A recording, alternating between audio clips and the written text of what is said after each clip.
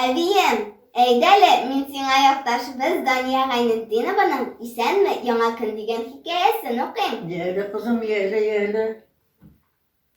Исәнме, яңа көн? Таң сызылып, әкрен генә кояш күтәрелде. Аның алтынсы нурлары чәчкә гөлләрне үбеп уятты.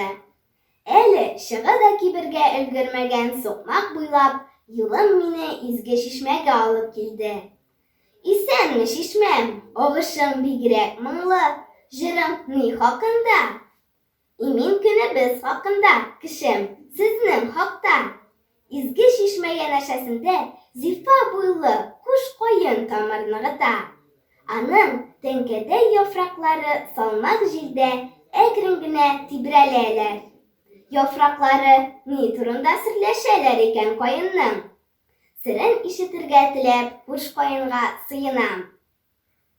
Яңа көнебез хакында, җирдәге тереклек хакында, дип пышылды яфраклар. Туган җиремнең кайсы ягына гына барып чыксам да, агач куакларга, чәчәк гөлләргә, кош-кортларга эндәшсәм дә, алар миңа: «Исәнме, яңа көн? Илемә иминлек алып кил, кешеләргә бәхет шатлык китер», дип эндәшәләр сыман. Булдырдым, кызым, булдырдым.